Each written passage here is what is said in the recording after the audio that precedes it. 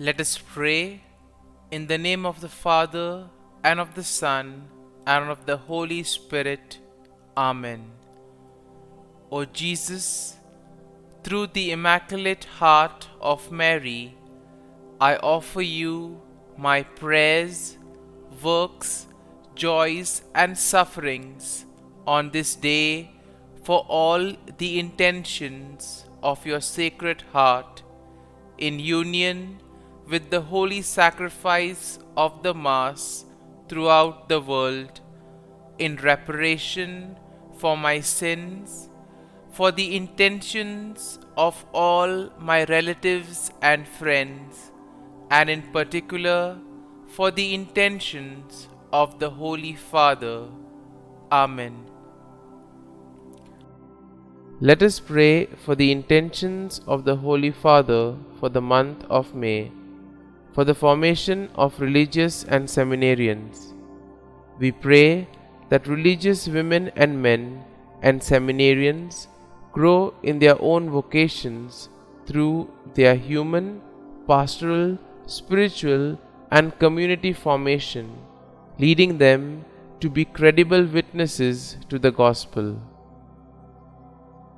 Our Father, who art in heaven, hallowed be thy name. Thy kingdom come, thy will be done, on earth as it is in heaven. Give us this day our daily bread, and forgive us our trespasses, as we forgive those who trespass against us.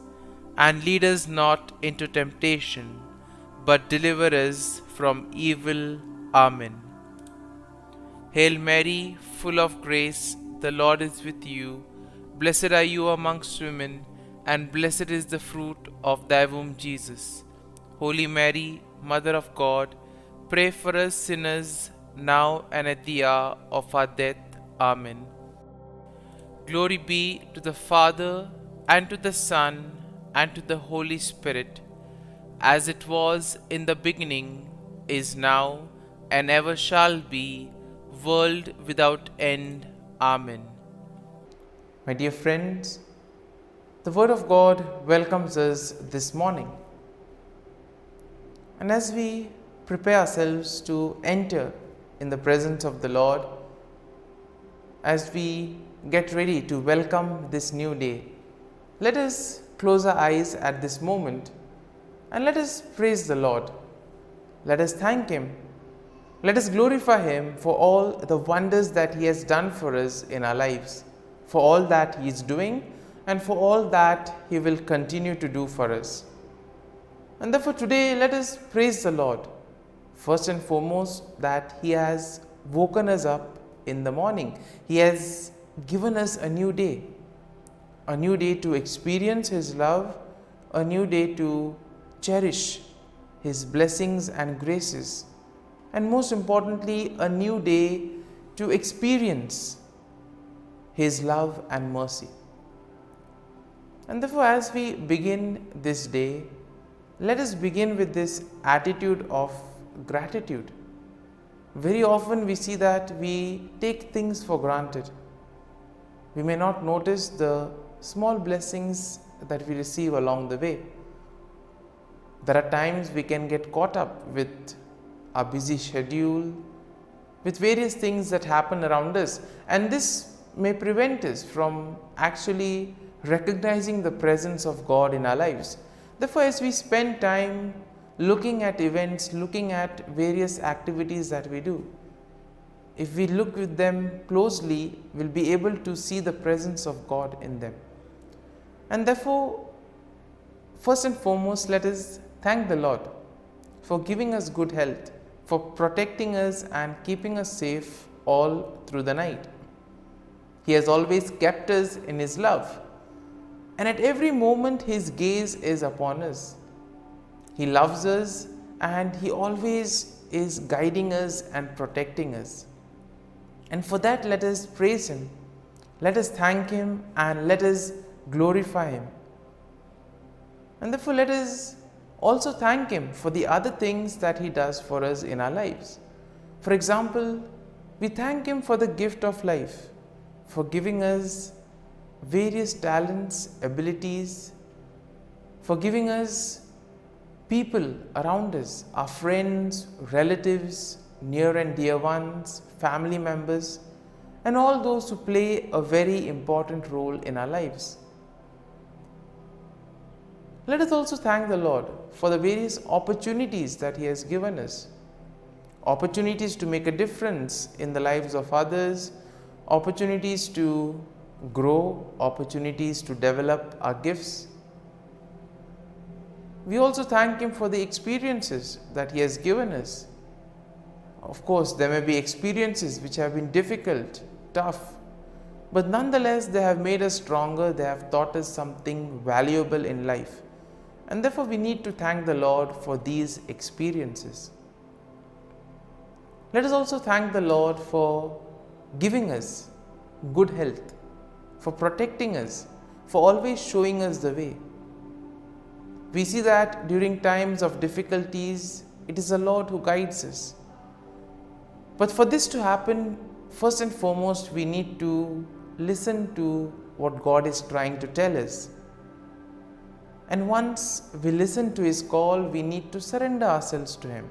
And this will imply placing our faith and trust in the Lord.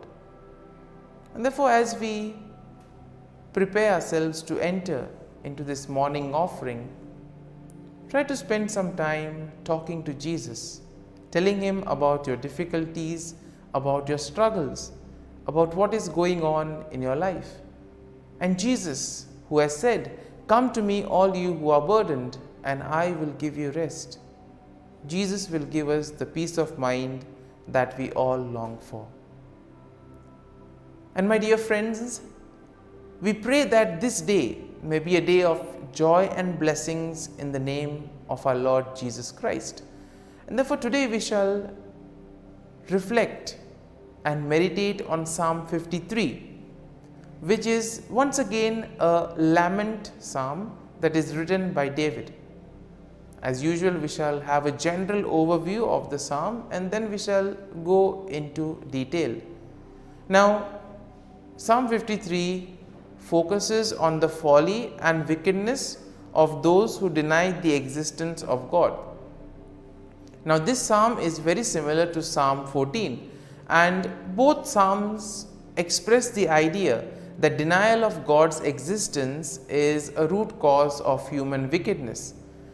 And therefore we see that overall Psalm 53 expresses the idea that human wickedness arises because we are not willing to listen to what God is trying to tell us, but on the contrary, we try to push forward our own agenda. Psalm 53 also expresses the fact that God will eventually bring salvation to His people. Now, David will contrast the foolishness and wickedness of those who deny God with the faith and hope of those who trust Him. And therefore, we see that the psalm will emphasize the importance of recognizing God's existence and turning towards righteousness. At the same time, it will also tell us to hope and trust in the salvation that comes from God. Now, verse 1 begins with the declaration that the fool says in his heart, "There is no God." Now, we see that this statement is a key theme of the psalm. And here we see that David emphasizes the point that those who deny God are fools. Those who deny God are corrupt, and in a way they have committed themselves to abominable deeds. And therefore he says that it is absolutely foolish to deny the existence of God. God who does everything for us in our lives, and if we deny Him, if we fail to recognize Him, then it's absolutely foolishness. Therefore he says, the fool says in his heart. And therefore we see that this is an important aspect of the psalm. Now verse 2 and 3 continue with David's description of those who deny God's existence. What does David say?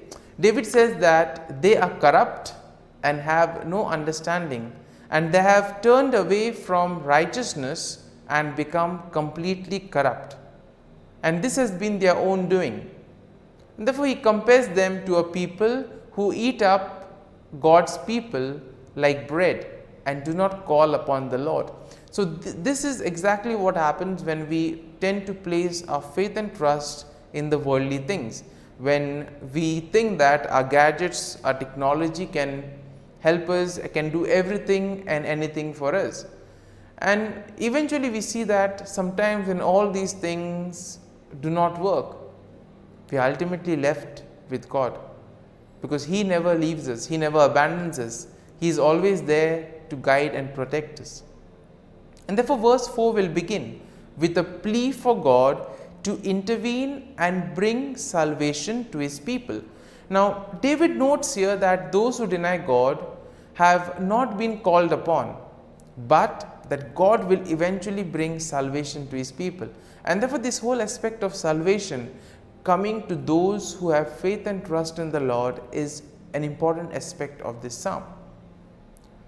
In verse 5 we have the conclusion of the psalm with the declaration of faith and hope. David notes that God will eventually restore His people and bring salvation to them. He also notes that his heart rejoices in God's salvation and that he will give thanks to God forever. And therefore, my dear friends, as we reflect on this psalm, as we meditate, there may have been a few thoughts, a few verses which may have touched us, which may have made an impact during the time we were listening to the psalm. Let us go back to those thoughts, go back to those words and try to see what exactly touched you. And what is God exactly trying to tell you through those words, through those thoughts? And try to apply it to your life and see what you need to do. And here you will realize that the Lord is telling us to place our faith and trust in Him, because He is always there, guiding us, protecting us. He will never abandon us. And therefore, my dear friends, as we spend a few moments in silence, reflecting, allowing the psalm to take root in us, let us thank the Lord, let us place our faith and trust in Him. And let us ask the Lord to be with us, guide us, help us in our moments of difficulties, in moments of trials, to be with us, to comfort us, and most importantly, to show us the way, so that we may be able to radiate His love and mercy to the world around us.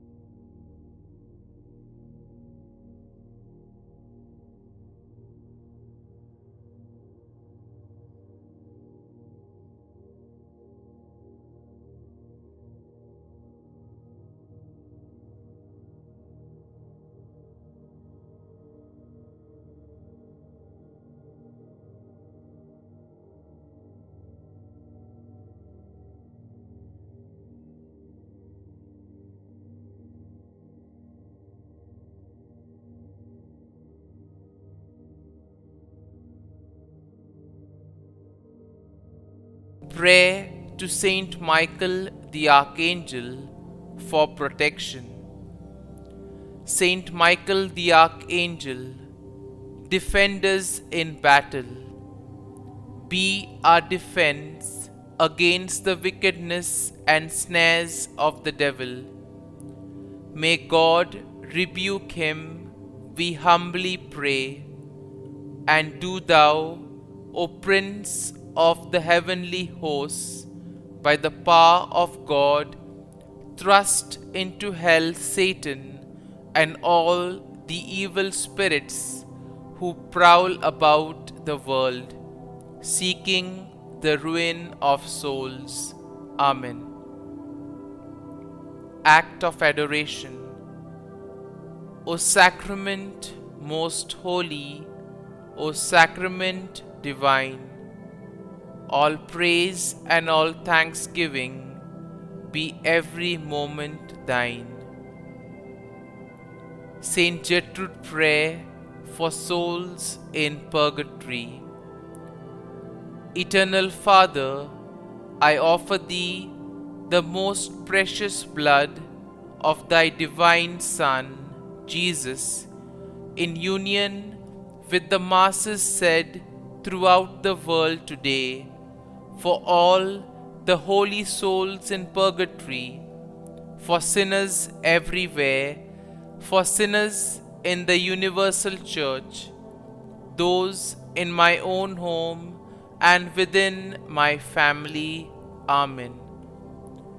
May the divine assistance remain always with us, and may the souls of the faithful departed through the mercy of God rest in peace. Amen. Glory be to the Father, and to the Son, and to the Holy Spirit, as it was in the beginning, is now, and ever shall be, world without end. Amen.